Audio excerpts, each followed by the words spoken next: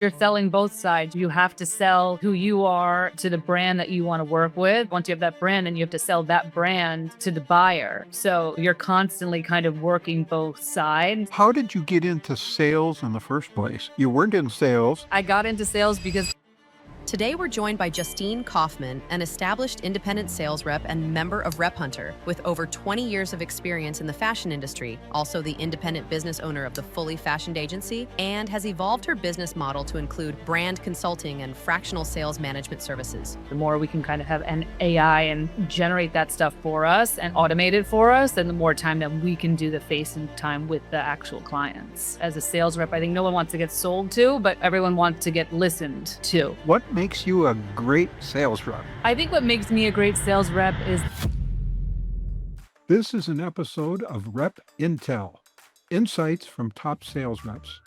I am your host, Jeffrey Simon. Our focus, how to unleash your success as an independent sales rep. I am very excited to have as my guest on the show today, Justine Kaufman. Justine is an established independent sales rep and member of RepHunter. We will be sharing Justine's experience as a successful independent rep. Welcome to the show, Justine. Thank you, Jeff. Thanks for having me. I'm super excited to be here today. Well, that's great. Yeah, it's really great to be able to do these things and share and explore and learn and what's going on, with the repping industry and your role in it. So I'll start it off with a catchy question. What makes you a great sales rep? I think what makes me a great sales rep is that I've been on the other side of the table. When I first started in my retail, it was at Century 21 department stores. So that's more of like your discount, your off price, your higher margin, your higher volume, maximize the floor space. And then I switched over to Saks Fifth Avenue. So that's more of your contemporary girl, your designer client, a lot more, merchandising, floor allocations, and kind of that. So I feel like, because of that background, I've been able to take that with me as I approach new brands and bringing that knowledge to them directly from someone that we're selling to.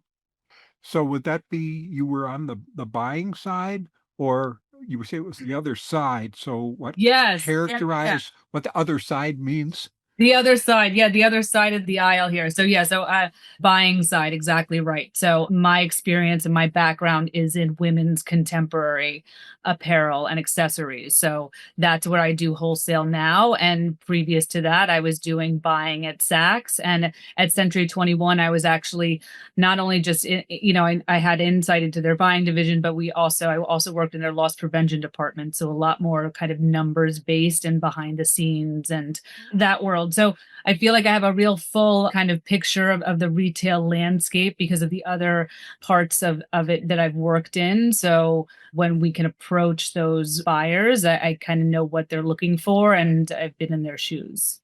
Right. So it is, as you said, it's more of a full picture. And does that mean that you were dealing with reps? Reps would be selling to you? Did you Yeah, have that no, experience?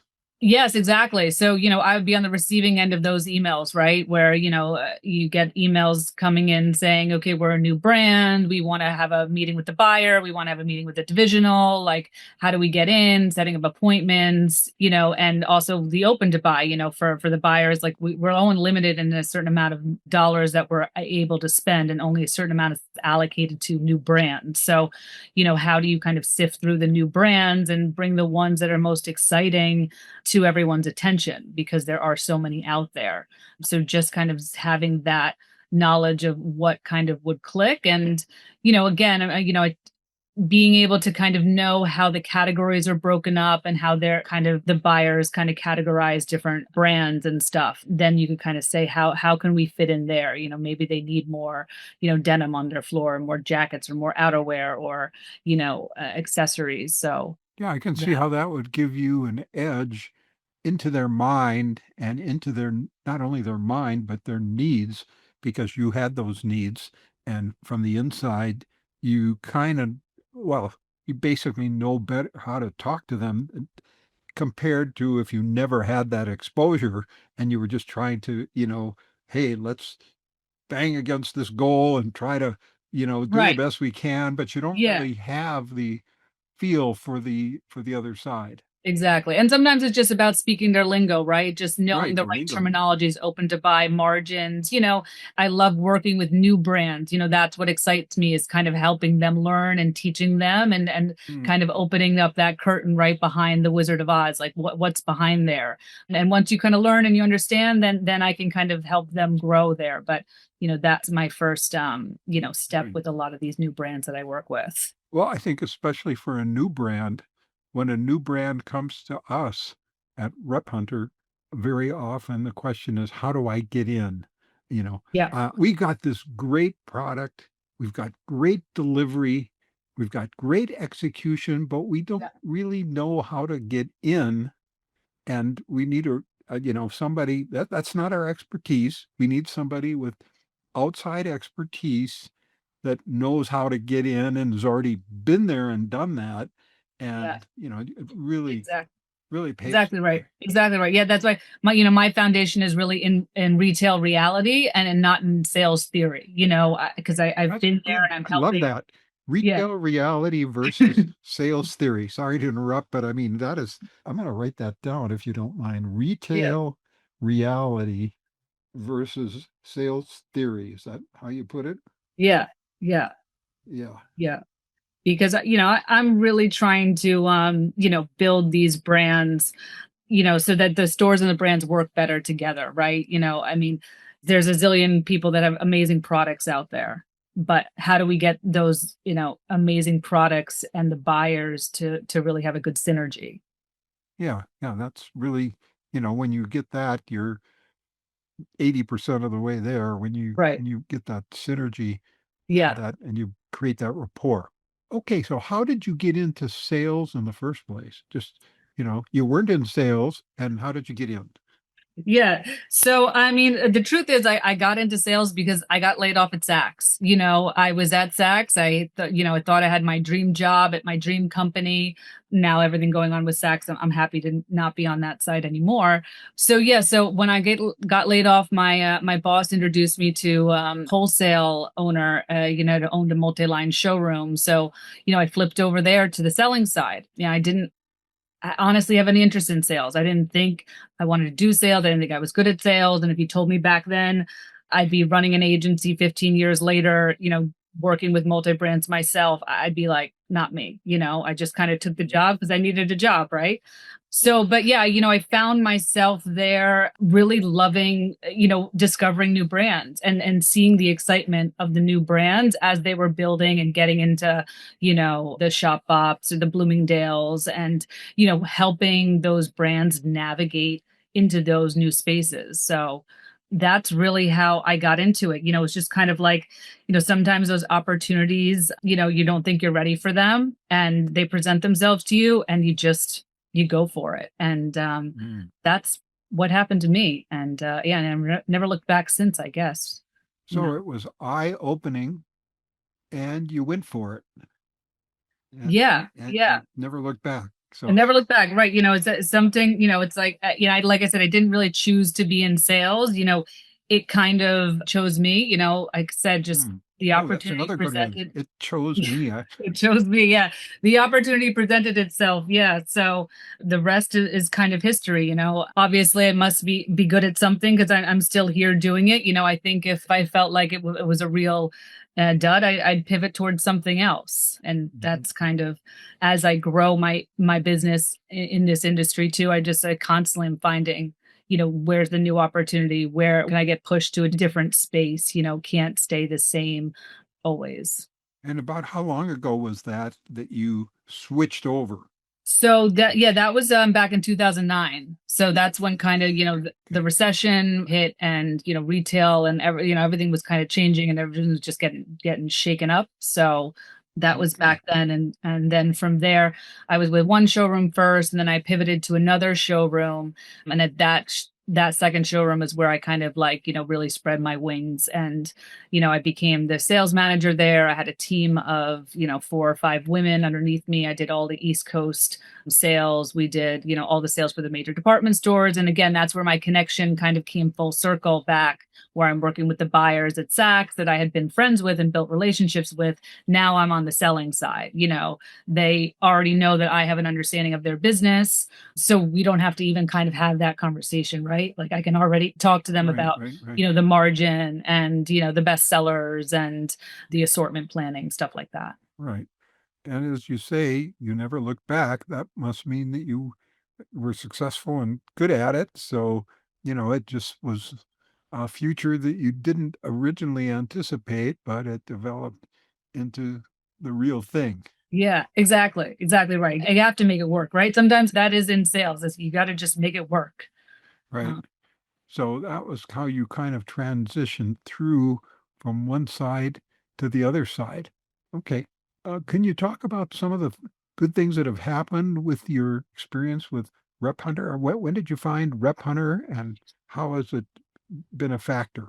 Yeah, so I love RepHunter. When I first started, I had a handful of brands that I had known just from the industry and connections and stuff. And I was like, well, there's got to be a place, right, where other reps connect, like, and they find other brands. At that point, there's a place, for us wholesalers, right? There's Jor, there's New Order, there's place for buyers and brands to connect. But I was like, but what about reps and brands? Like, how do they find each other? And I mean, I just Google searched you guys, and it was like, this is amazing. This is exactly what I'm looking for. And it was just a wonderful place of discovery for me. It's a place, again, where I can just say, let me put myself in a position where opportunities maybe can come to me. Put myself out there. I'll have Hmm. conversations with new buyers, new brands. And, it's all, you kind of get the pulse of what people are looking for and what people are wanting and what they're needing. And yeah, so I just thought it's a great place. I always just use it as like I said, a place to connect and a research tool. And, I'm constantly having conversations with new brands on RepHunter, and I love it. And you know what? There's so many times that maybe it's not a match, but it's a great conversation because it gets them a little bit closer to understanding maybe what they need. Maybe they don't need an independent sales rep. Maybe they need a whole new marketing strategy. Maybe they need a direct to consumer strategy. Maybe they just need a whole revamp of the brand. And so So that sounds a little bit like it's a relationship like that would be a consulting thing where you're helping them realize, as you said, maybe they don't need an independent rep, they need a whole new strategy, and it's a consultative situation. yeah, Um, no, exactly right. And that's kind of how I ended up pivoting, more towards where I still do sales, but I now kind of do consulting and brand managing because, again, as you have these discovery calls, it's like, well, what's the real need? And at face value, they think the real need is I just need my product into a store, right? I just need sales. That's the right, right. conversation I'm sure every rep has heard over and over again. I just need sales. And it's like, okay, let's go back. Okay, let's start from the beginning. And so yeah, it's been a journey how that's kind of evolved as well in terms of, finding the needs of the brands. Because again, as a sales rep, I think no one wants to get sold to, but everyone wants to get listened to. Everyone Okay, wants to be heard. That's what I was hearing, okay. you Well, know, that's yeah, indirectly anyway. yeah, that sort of expands the awareness of the whole repping channel. It's really bigger than just, hey, get my product in the store and it'll sell itself kind of thing. You know, all the logistics and all the support and all the, you know, different things that they might have missed on, the packaging and the delivery and the quality of the delivery and maybe product is getting damaged or, all these just things that happen in the real world that Yeah. you have to deal with. Yeah. Did yeah. Did you have any particular stories? There's one brand that I connected with on RepHunter, which was an activewear brand. Again, that was not my space. My space was women's contemporary clothing. And, I said, they have an established business. How do we kind of, bring their activewear space into my world. And that's where the fun synergies I think happen, for me. And, finding a brand like that on RepHunter, where it's like, that's not my typical, brand that I would work with, because that's not really in my wheelhouse. But how can we kind of reimagine it? So we take this activewear brand and we say, okay, how do we, maybe there's opportunity to bring this into, an Anthropologie, a free people type. And at that point there free people was doing a free people movement kind of division. And I said, wow, here we go. This is like the perfect synergy where we say, they're an activewear brand. They sell to studios, they sell, in that space. And how do we bring them to the next level and bring them into the contemporary space and stores and larger, retail space, and with just a larger spread. So, those are the type of success stories that, I've been finding from RepHunter, where it's just not my typical brands, but it's an interesting idea to kind of change and pivot to a new place. A little bit of outside the box impact there. For our viewers, could you maybe describe the difference between the activewear and the fashion or the women's high end, or however you categorize it? Could you just give a little capsule of that? Just Yeah. help our- Yeah. So I mean, your activewear, of course, is like, your Lululemons of the world, your Athleta, something that you're gonna wear, to the gym or to jog, or like athleisure. That too, that was like a big thing that was taking off when I was working with this brand Jala, that was kind of in that space. They were really true, like a yoga kind of a brand. Then it kind of was like more like of a lifestyle brand. Then you're kind of pivoting towards more of a traditional like women's blouses and shirting, and how do you kind of marry the two, or they're kind of wearing them together. And I think we saw that evolve in the women's industry very much so, like way before COVID even, right, where people are wearing Mhm. their casual clothes along with their work and lifestyle clothes. So that's kind of where we found a bridge Okay, between so the two. it's an evolution of not only you trying to work to help more clients, but it's also kind of an evolution, it sounds like, in the way people, I guess, their attitudes toward the different segments. Like you said, they sort of mix them together in a way that, it's new. It's, hey, maybe this was stimulated by COVID, but it's really got nothing to do with COVID. It's just Yeah. basically evolution of the way you would adapt a style or something like that. Does that Yes, make sense? exactly. And I think with everything, we, especially in sales, you want to kind of be ahead of that curve, right? You want to kind of be at the forefront of these things. So, for me, I have the experience of working with multiple brands, so I can bring on, multiple brands at a time and say, okay, which ones are the buyers feeling like there's some trajectory here, and there's maybe there's a white space over here, and we're testing this one in this market and that one in this market, so you kind of put a lot of feelers out there at the same time. Yeah, the multiple brand thing is really a strong part of the repping channel where you don't have that advantage if you're not independent and don't have multiple brands. Yeah, no, exactly. Yeah. Is there anything like um you might say controversial or against the norm where people think in sales you got to do this, you got to be a good talker, you got to be a fast talk, you got to be high pressure, something that people think, but you find in reality it's really the opposite. Yeah, I mean, I guess just from my own experience, right? Just me myself saying I'm not a salesperson. I'm not that, like you said, that fast talker that knows how to say all the right things, that knows how to close the deal. Sales isn't for me. And then here I am 15 years later being like, sales is for me and sales should be for everybody.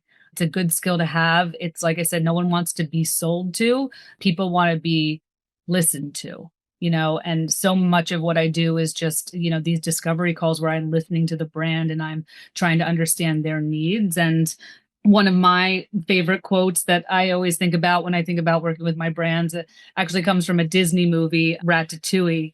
I have kids, we watch it all the time. It's one of my favorites. I don't know if you're familiar Yeah, with it, but I tiny little vaguely, rat yeah, I becomes the remember. Yeah. most well-known chef in Paris. So the quote from the movie is, not everyone can become a great artist, but a great artist can come from anywhere.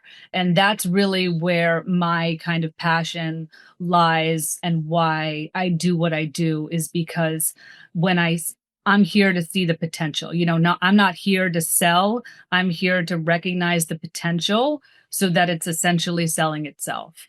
And with everything that we have now out there in terms of the AI and the research and outlets that we can use, you can really take some brand that maybe felt like nothing to somebody else, and really turn it into something special. So that's more my secret Uh, sauce than a controversial idea, I think. But Well, the idea here is sometimes people, if you say that there's some negative connotations on selling and sales, like the quote used car salesman, they always use that for the example. And then right. there's negativity about sales and selling. And kind of what you're doing is you're taking the viewpoint, and the viewpoint is people don't want to be sold. They want to be listened to. That's another one I wrote down. And that type of thing is where you get great success in sales, where the people are listening, and they're not selling, in the sense of the negative connotation of what sales is. It's more listening to, finding the needs, and using the experience that you've brought from, the being on the other side and going through the different, having multiple brands and multiple channels, let's say, to bring it to something that is going to benefit people and not make them feel like I was sold something here. Yeah. Yeah. And I think that, look, the hardest thing is, as us as reps too, is you're selling both sides, right? You have to sell, who you are to the brand that you want to work with. And then once you have that brand, then you have to sell that brand to the buyer. So, you're constantly kind of working both sides. So that's why it's so important. You need to listen to both sides, because you're the person that has to kind of be that mediator between Okay, everybody. mediator. So yeah, so mediator is another term that probably right out of the box, you wouldn't think, yeah, you're getting into repping, you're going to be a mediator Right. Right. type of thing. So, Yeah. Like, my dad was a lawyer, actually. He always wanted me to go into the law, and I was like, that's so boring. And here I am, doing, like I said, mediating. I'm doing some contract work with brands. So, it's not selling. Even when I was in buying, people were like, oh, that's so glamorous, you're a buyer. And it's like, well, I'm working with a lot of numbers. Yes, I get to be with the clothes, but as much as, every industry, right, has people have this idea of it. And until you're in it, you don't really see what it's all about. right, right. The inside versus the Yeah, outside. yeah. Yeah, and I will say, well, I mean, especially with being a rep, is, the flexibility right now, being able to kind of work, I know I've heard from other reps, and I've watched some of the other podcasts too. It's common Okay. theme, I think, for us, right? You'd be able to kind of set your schedule, talk to your own brands, work with the clients that you want to work with. It's very satisfying that way. Right. It's a lifestyle that when you can achieve it, people say, like you said, they don't look back. It's the Yeah. type of thing that really hits all the buttons and becomes very rewarding, not only for you, but you feel like you're helping people because they're getting something out of it that they weren't getting, or that you've been able to, be important in delivering. So, Yeah. uh, Yes, no, definitely. I mean, we're there to kind of get those brands, prepared. For me anyway, that's really where my, expertise is just kind of preparing them and just being that launch pad for them. yeah, right, launchpad. That's a good way to put it, especially for new brands that really have not had their initial big successes yet, and they don't know how they're going to get over that, and somehow a rep has come along, like you and your agency, and you've delivered them something that they could say, I wasn't really in business until Justine took us on, and now we have a business. So is there anything, Yeah. like that that rings a bell Yeah. with you? When I first started working, it was kind of, the showroom space and the model was kind of, it was showrooms. A lot of them were closing because, it was high overhead. The brands weren't coming. Buyers were kind of getting used to regional reps coming in and going to regional shows. So I was kind of showing out of any spot I could. I would pop up in the standard hotel and I would pop up at a friend's apartment and, I'd go co-op over here. So there was this one time, this one brand I had just taken her on. Her name is Celia B.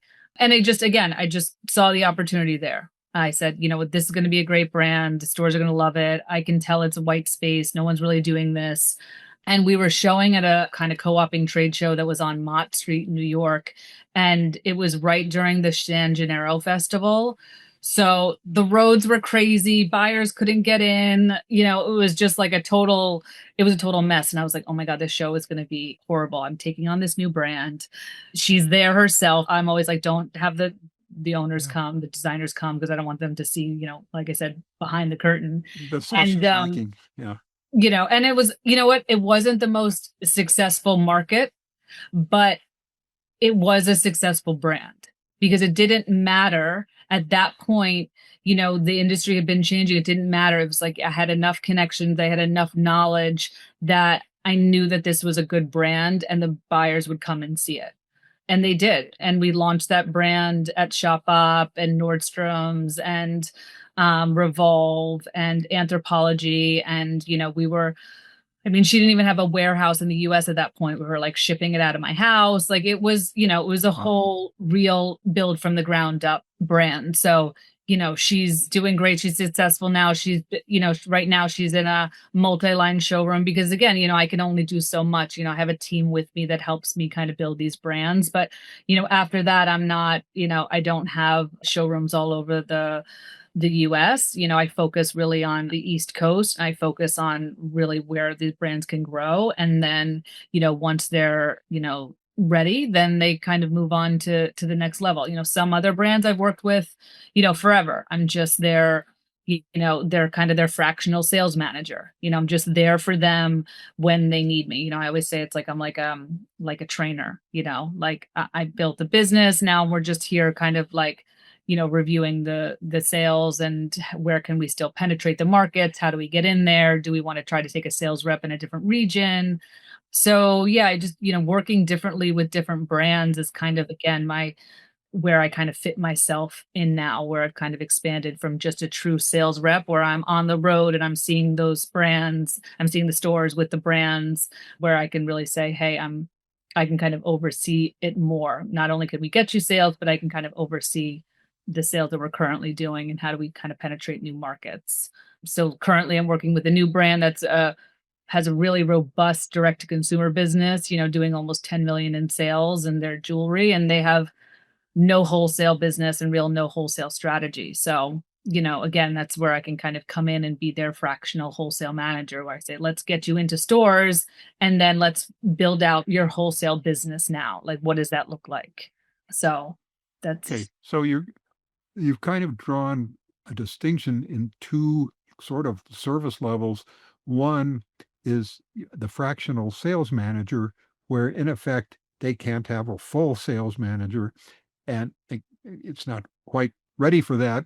But you're a part-time, partial sales manager, fractional, but it's ongoing because they have an ongoing need, and then that's something that then is long-term revenue stream for you. But then the other side of the equation is there are cases where you get them going and they get up and going and now they get it and they're sort of launched and they've got their success and they don't so much need you or want you anymore. And you've kind of spun them off. So that type of a relationship, if you were sort of pitching it in the beginning, you'd say, well, we're going to work with you for 6-9 months, go through the season, and after that, you're going to know how to do it yourself. And so, I mean, it's really like two levels of a service relationship where one is ongoing and one is you've gotten them to the next level and taken it on themselves.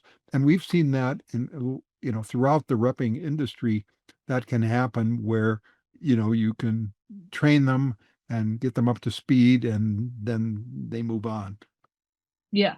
No, exactly. I mean, it's, when I first started, it was hard because, it was the brands that I felt really close to that I built myself that I didn't really want to let go, and as you kind of go through this cycle and, especially where, in my space, the women's clothing and retail, it's a hard space to work in. It's a hard space to get into, that was just kind of, again, the trend I was seeing, they don't either they hire someone in house or they just need someone to kind of get them going, or they, like I said, I'm the personal trainer where I just kind of, you're checking back in where you're just, I got this, but I need to be held accountable, and who's going to hold me accountable. And, again, that's where I come in. So again, as I kind of talk to more brands and I figure out what their opportunity sets are, that's where I'm feeling that's the next kind of pivot where I can be the most, effective for the new brands I work with.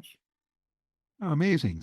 That's really a full level of service where when you can provide that and the brand can have some comfort that both of those paths are available, because they might not they wouldn't even necessarily know in the beginning which one they're going to need, if they're going to need the fractional sales manager or if they're going to absorb it themselves once you've paved the way. So that is also a big advantage for, just the general repping channel and the way that you've been able to deliver it. Yeah. Yeah, definitely. Like I said, you just kind of listen out for opportunities. I have friends now that are in the what they're doing is they're kind of using like AI tools, generating like a space for all the off-price goods. Like right now, the department stores and retailers and everybody has all these like excess goods. Like where do they send them?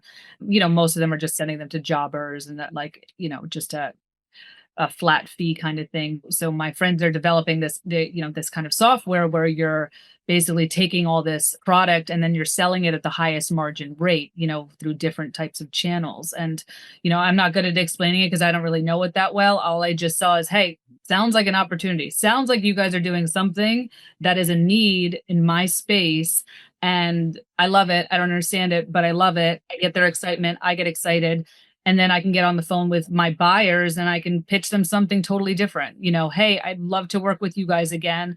I don't have a brand for you right now, but I do have this, kind of software system where it could be exciting for you guys and still help your margin.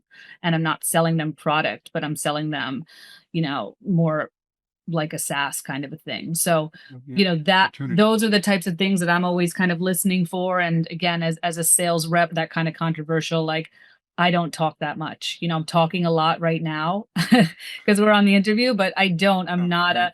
I'm not a big talker. I don't think if I walked in the room, people would be like, that's a sales rep in the traditional sense. But it's like you open your ears and you say, hey, that's interesting. I could do something with that. Especially this is the changing dynamics in the market right now, as you said, with AI, gigantic factor coming into all avenues and walks of life. And it's a thing that we got to see as an opportunity and or as a threat, depending on, your viewpoint. But if you can take No. advantage of it, then it's an opportunity. No, definitely. Every time I'm not busy enough, my husband's always like, "Oh, you should start an AI, consultation company." I'm like, okay, So it's like I better get busy again, But Yeah. it is. I think it's important. It's important tools to learn and understand, and it's so easy to kind of set up some of this stuff now. When you can, like, just to automate some of these emails and stuff, and have the chat GPT write you some of this stuff where you're like, okay, I'm spending so much time writing these emails, but maybe I just don't need to spend that much time. I could Right. just, again, for me in my industry, sometimes it's just a numbers game. It's just how many people can we reach out to at any given time? Because, we need to have the return on investment. So the more we can kind of have an AI and, generate that stuff for us and automate it for us, and the more time that we can do the face and time with the actual clients. So Good point. I've taken a lot of good notes during our call here. I think we've really covered a lot of ground, probably more than I had thought we would really cover in the beginning. So I think it's been a great session here. And I would like to thank you, Justine, for joining us and for having you on the show. I think this is going to be a great one. And Yeah, well, I appreciate it, Jeff. yeah, I had a wonderful time talking to you, and this is my first podcast, so I ah, appreciate again the opportunity. You reached out, and here we are. It was a great conversation, and I love thinking about our industry and how we can help each other and help improve it. great. Well, I think that's great, and I think we can thank you for appearing on the show. Okay, Absolutely. great. Well, you have So, a great day, and I think we can just wish you well, and all right, I hope we'll talk again soon. yes, definitely. You know where to find me. Yeah, All right. yes, we do. Thanks Bye-bye. so much, Jeff. Have a good one. Bye. Bye.